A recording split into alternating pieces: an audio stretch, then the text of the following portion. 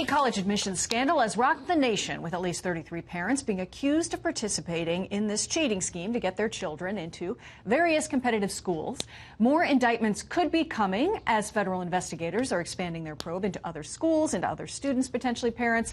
For more insight on all of this, let's bring in trial attorney Brad Micklin. Thanks for being here today.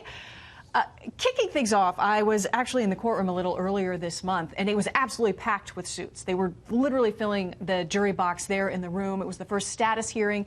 Parents weren't required to be there, but these lawyers gave us a little bit of insight into what we could expect as far as defense strategy is concerned. They wanted to see FBI reports of parents who potentially were not charged in this case. And it seems to be one strategy taking shape will be to contend that these parents, their clients, thought they were making donations versus bribes. What do you think of that strategy?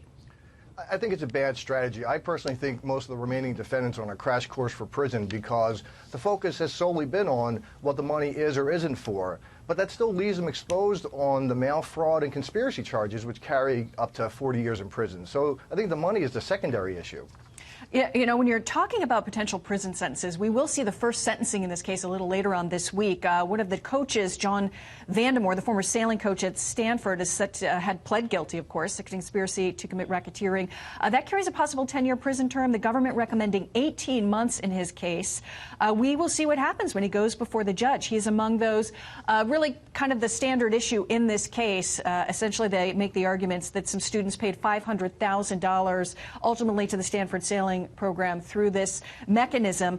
The judge doesn't have to follow the prosecution's recommendation, though. How closely do you think the lawyers, the clients, the parents, the other coaches and administrators that are charged, whether they chose to plead at this point in time and are going forward, how closely will be people watching this first sentencing? I think it's going to be very close. And what we're waiting to see is sort of the baseline for sentencing, which is why with the sailing coach, I think the prosecutor actually reduced the original recommendation, because I think they want to set a low baseline so that future charges, which will be more severe and have more money involved, will have a greater flexibility and a greater range, that they're not going to be locked into a high sentence recommendation that may eliminate pleas in the future. And will it make a difference? For instance, the set of parents, the first to plead guilty, the Isaacsons, Bruce and Davina, there are the couple that allegedly funneled $600,000 to the ringleader of this scam in an effort to get their kids into USC and UCLA. They expressed a lot of regret. They put out an apology saying no words can express how profoundly sorry we are for what we have done. They're set to be sentenced in a couple of weeks. They would be, it appears, and unless some court schedule changes, that they would be the first parent sentenced. Could we see that being different from this first coach being sentenced? And will their open regret make a difference? It will make a difference, even though I think it's an empty open regret. But part of the guidelines for sentencing is it's a point system. And one of the evaluation that they need to look at is whether or not the defense accepts responsibility for their actions. So those, like these parents who pled early and speak of remorse and regret, will probably get a lower sentencing recommendation. For instance, Felicity Huffman, who pled a little earlier, she only paid $15,000, so a small amount of money, at least compared to many of the other parents involved in this case. She was very tearful before the judge as she made her plea.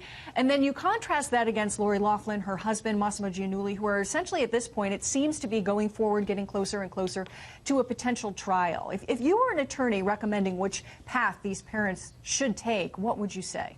I would have told them to jump ship like Huffman did in the beginning and take a plea, because there's an overwhelming amount of evidence and an overwhelming amount of co-conspirators that are already giving testimony.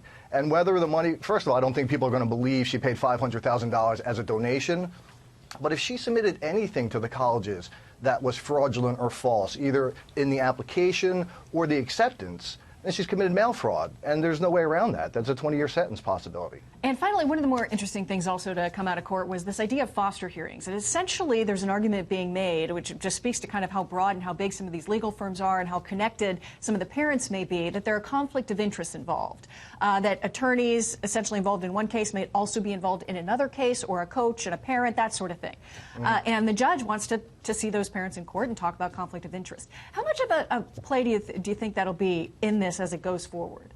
Well, it's not a conflict yet. It's more of the appearance of a possible conflict, because some of the attorneys represent some of the schools and some of the parents, but not in the same action. Now, if we see any of the schools taking private action, like a civil action against any of the parents, then we're going to have an actual conflict, and that's when they're going to have to address it. But they really should be looking at it now because it could interfere with this ongoing criminal prosecution. Yeah, no doubt they want to get things out of the way, and certainly will keep things very busy in federal court in Boston. Brad Micklin, thanks so much for joining us. Thanks for having me, Molly.